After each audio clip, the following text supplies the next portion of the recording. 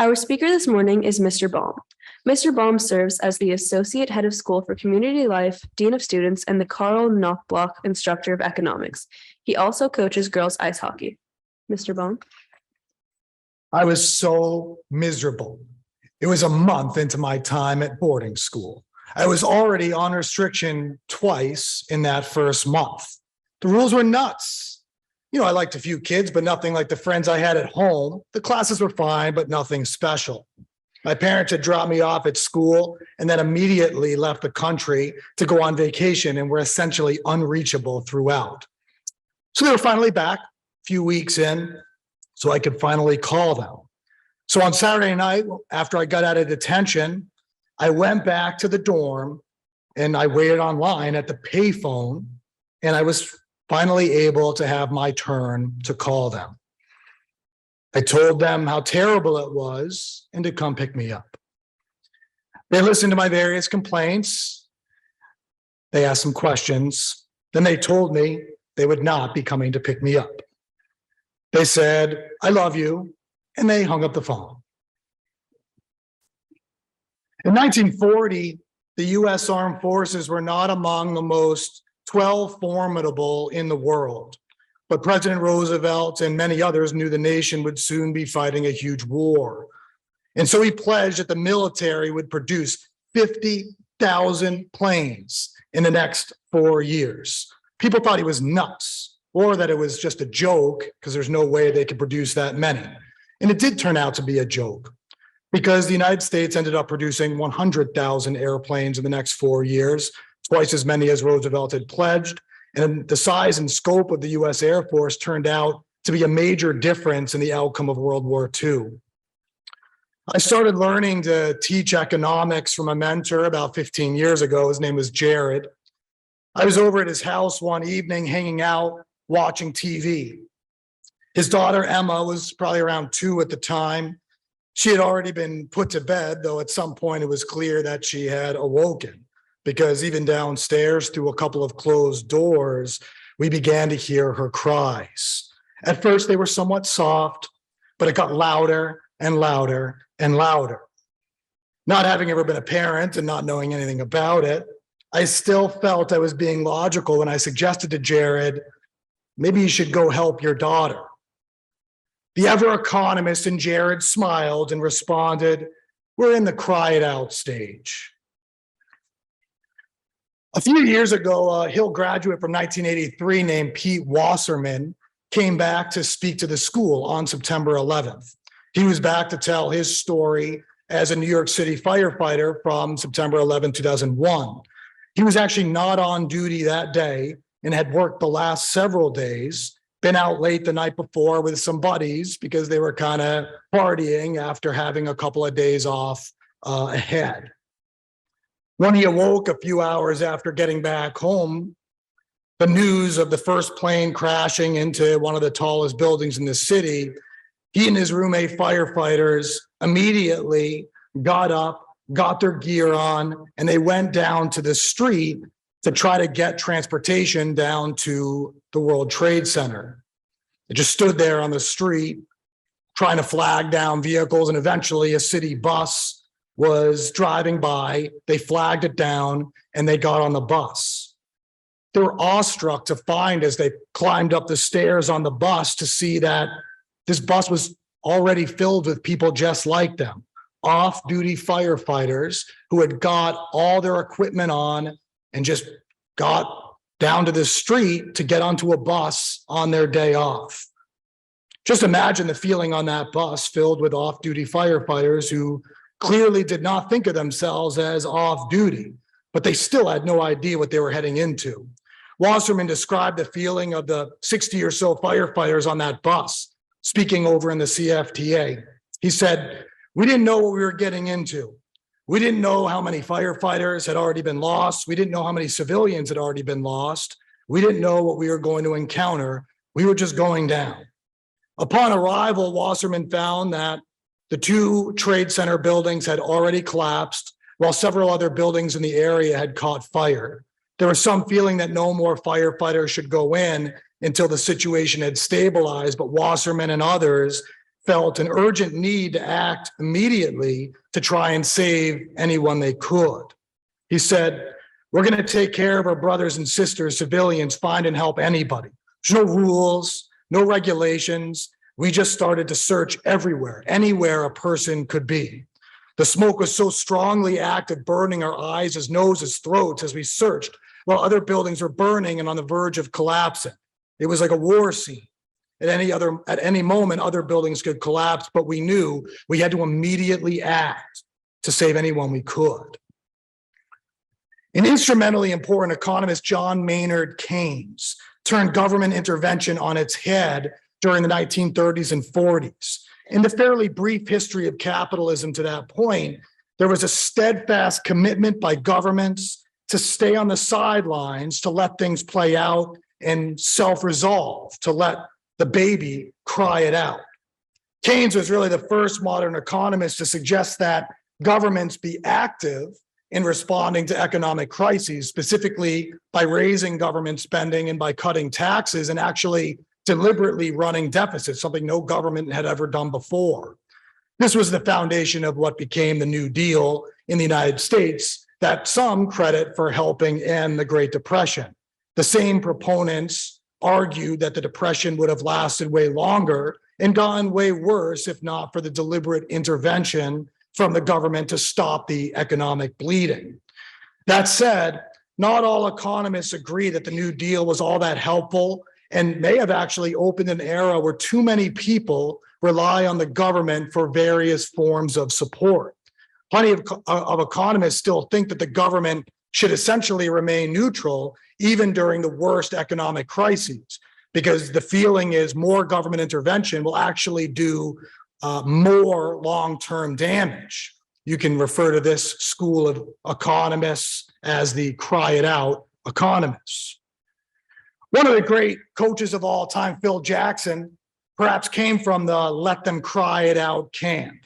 In his recent book, 11 Rings, referencing the 11 NBA championships he won as coach of the Chicago Bulls and Los Angeles Lakers, he wrote in detail about the various conflicts among the players he coached, particularly the enigmatic Dennis Rodman and the roller coaster relationship between Kobe Bryant and Shaquille O'Neal.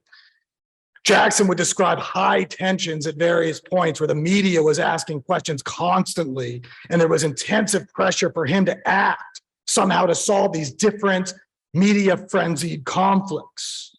Jackson has a Zen way about him and described his own mindset as a coach when these difficult situations would arise. I would feel pressured by management, the media, fans, and even some of the players to intervene to solve whatever problem was happening among our players. Generally, as things would get worse, I would actually just take the approach of watching. That's right. I would just watch. I wouldn't turn away. I wouldn't ignore the problem, but I felt that direct intervention would not necessarily help anything. Or maybe a better way to put it, direct and immediate intervention by me as the head coach would actually hurt more than it would help. So with some of the biggest challenges and conflicts we had on those teams, I would just watch to see how they would play out. There's this nuts theory called the Coast Theorem. It states that private parties are often able to broker the most efficient and equitable solutions to problems that arise. It's related to a concept called Deadweight Loss that speaks to Phil Jackson's thinking around conflict to sometimes let problems solve themselves by the authority just watching rather than immediately intervening, even if that's their instinct.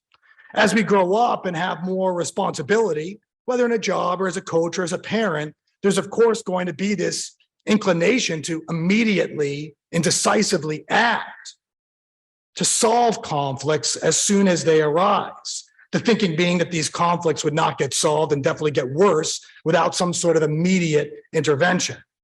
When I first became dean of students, certainly this was my instinct. Just about always, it was to act and intervene when there was something wrong or there was some sort of problem. Now in my 7th year, I've come to better understand that plenty of times, plenty of people have a better chance of developing self-discipline if we just watch. This idea of direct and decisive intervention is why the United States succeeded in building all those 100,000 planes and winning the war. It's why a person walked on the moon. It's why one day cancer is going to get cured. It's why Pete Wasserman and others were successful in saving some people who were buried in the rubble at ground zero. Those are clear examples of intervention being not only necessary, but imperative to shaping a better outcome. And yet, even still, intervention can come at a cost too high, such that it can sometimes be more beneficial to simply stay on the sidelines and just watch, the way Phil Jackson did during major player conflicts. What would have happened to my own life if my parents came and picked me up? I went back home. I went back to the school where I'd been going, back in the life that I had known and was comfortable having. Even without clear resolution to this definitive polarity in how and when to intervene, I can tell you that doing nothing is still, hopefully, a conscious choice, rather than just being oblivious or completely ignoring the problem. And therefore, I leave you with the best advice I can give. No matter what you do, directly intervening or not, don't do nothing. Don't just hang up the phone, even if you aren't going to come pick your child up. Don't be indifferent, even if you appear more passive in response. Don't just say, well, I'm not on duty today, because you will be in a position to do something, even when it is with conscious inaction. It may help your child grow up with the skills to self-advocate.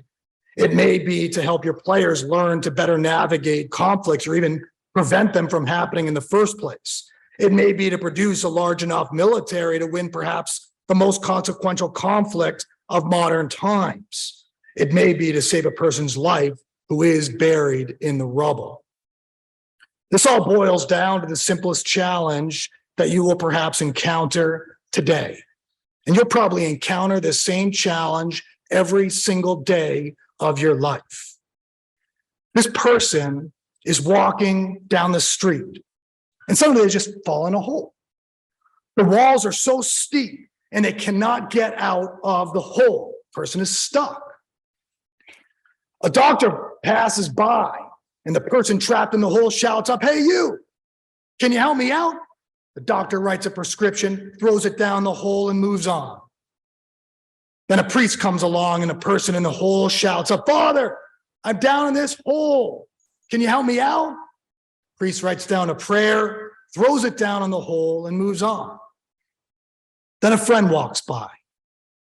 Person in the hole yells up, "Hey, friend, it's me down here. Can you help me out?"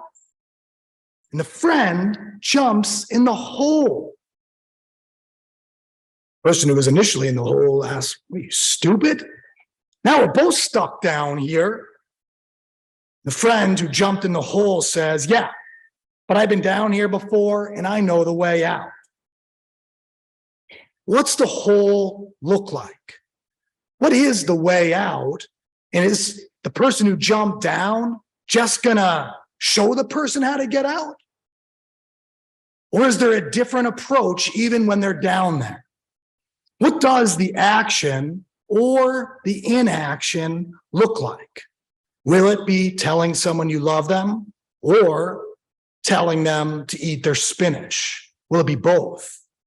Will it be a higher power telling you that you're always on duty if it means risking your life in order to save another?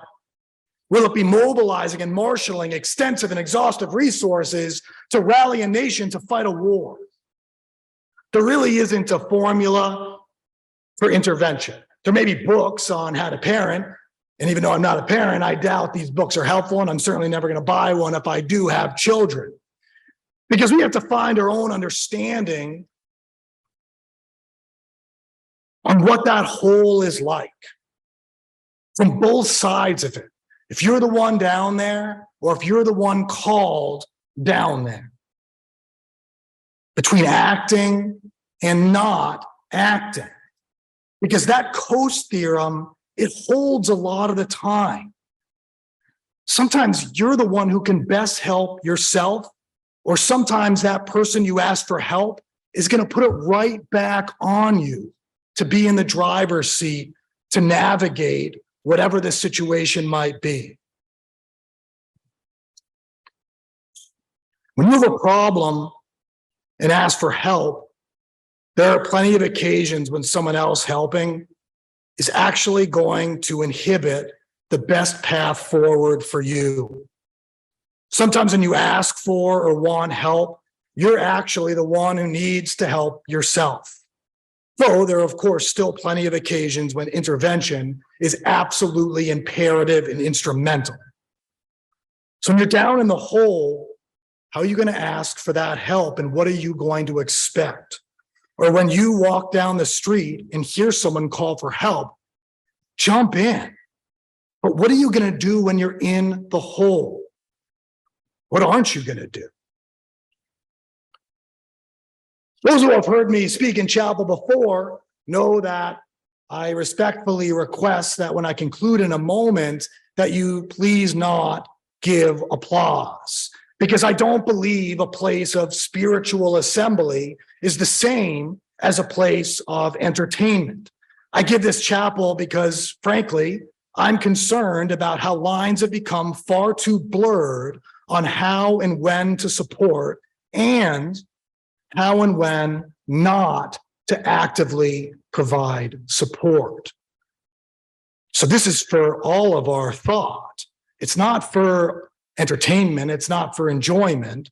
The equivalent of applause in this context is just consideration and action that may be a little different than what you would have done otherwise. And sometimes it's inaction, different than what you would have done otherwise. And so I now ask you to please rise and bow your heads, and I'll conclude with a prayer.